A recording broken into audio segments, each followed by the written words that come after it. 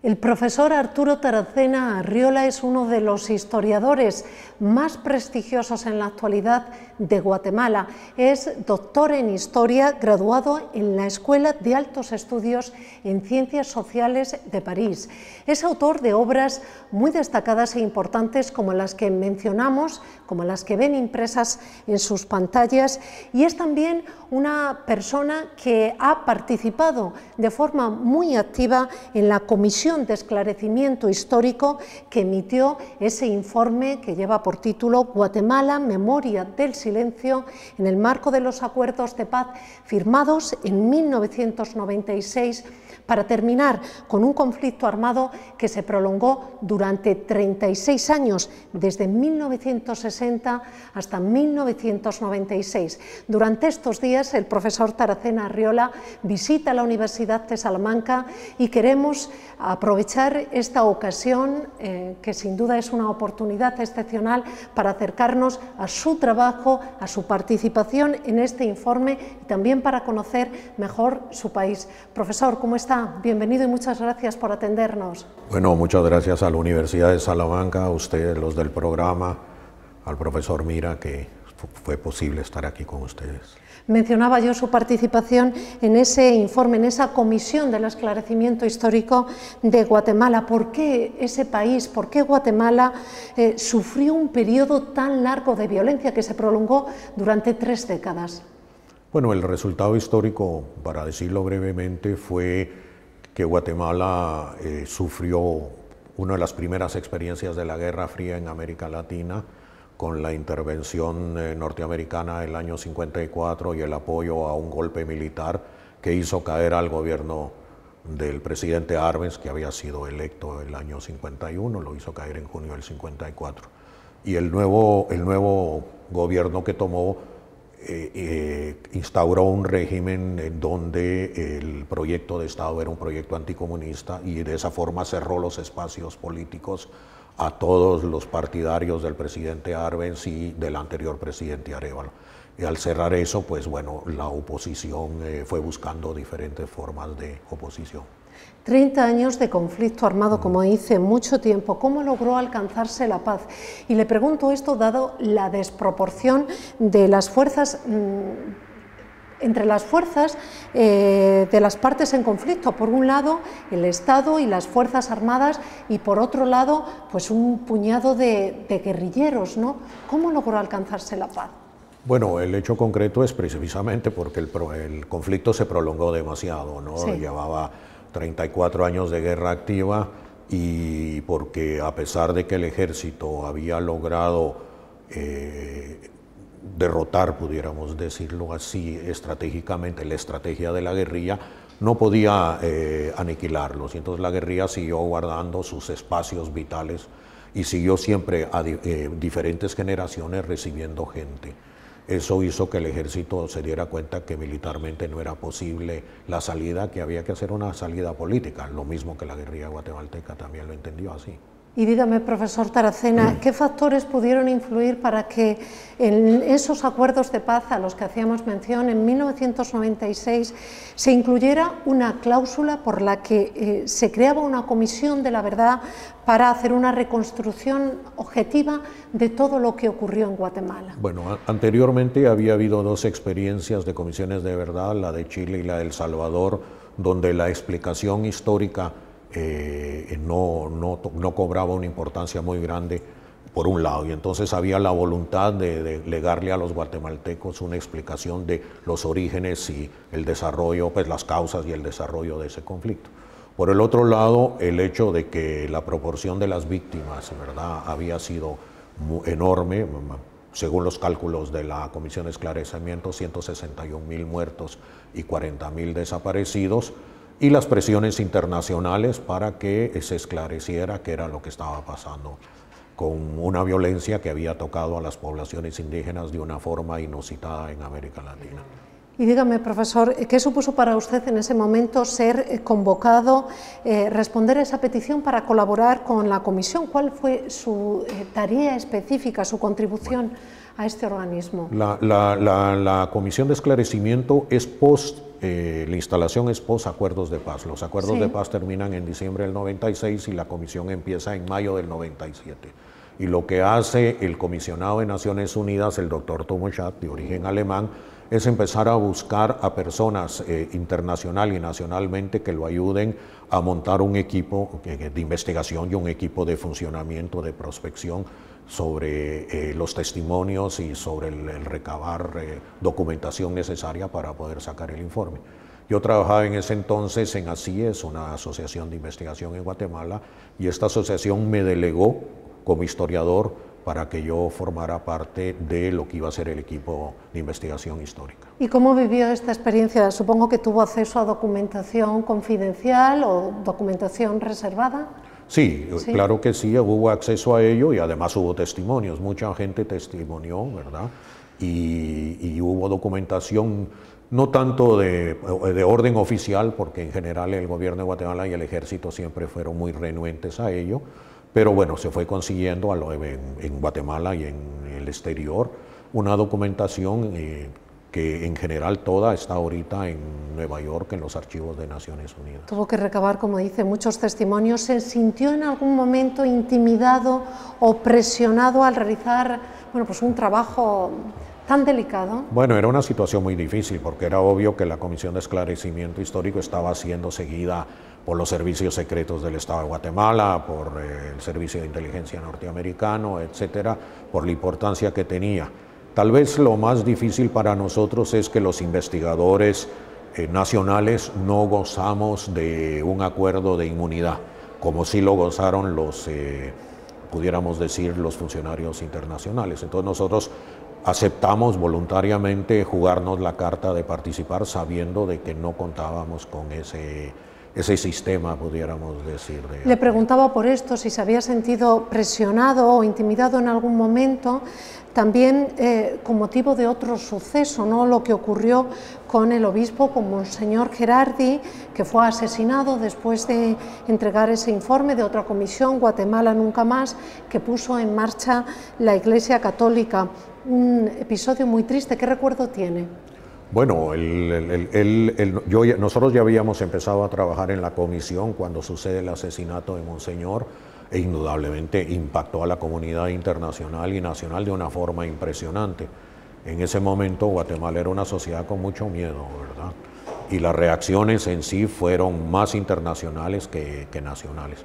Pero bueno, habíamos tomado una decisión y un compromiso y la gente se mantuvo hasta que se entregó en el año 99 el informe propio de la Comisión de Esclarecimiento. Es decir, trabajamos año y medio bajo la sombra de ese asesinato, ¿no? En el 97 se crea, comienza a trabajar la Comisión de Esclarecimiento hasta que publica ese informe en el año 99. Sí. Y de los actos de violencia que ustedes analizan durante el conflicto, ¿se puede afirmar, se puede llegar a la conclusión de que en Guatemala se cometió un genocidio contra las poblaciones indígenas? Bueno, quisiera decirle que la comisión estableció 13 antenas en el territorio nacional que fueron recabando testimonios, documentación de ello. Claro, en las zonas más donde la represión y la denominada tierra arrasada fue más brutal, pues los testimonios fueron mayores.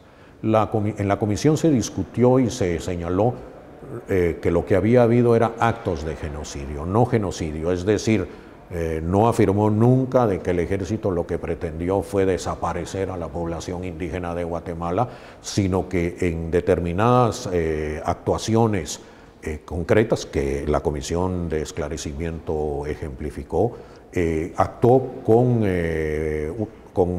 una dinámica genocida, es decir, se dirigió por un lado a exterminar a población civil, desde los niños hasta los viejos, y no necesariamente a golpear a militantes o a simpatizantes. Me dice, por tanto, que el dictamen de la comisión no habla tanto de genocidio como tal. ¿Se puede hablar de masacre entonces? No, habla de actos de genocidio. La diferencia entre una masacre y un genocidio ¿cuál es exactamente? Es que, bueno, una masacre puede haber una masacre de militantes, puede haber una masacre de un pueblo, pero acá había un elemento étnico que pesaba en la represalia del ejército, y es que el ejército siguió golpeando a las comunidades indígenas cuando la guerra ya estaba ganada en las zonas en las que la golpeaba. Es decir, durante 1, 2, 3, 4 años siguió golpeando, y además el golpearlas fue total. Le pongo un ejemplo. Sí. Acaba ahorita en la base número 21 en Alta Verapaz, Guatemala, acaban de sacar a luz 558 cadáveres. Dentro de esos 558 cadáveres, todos son de indígenas.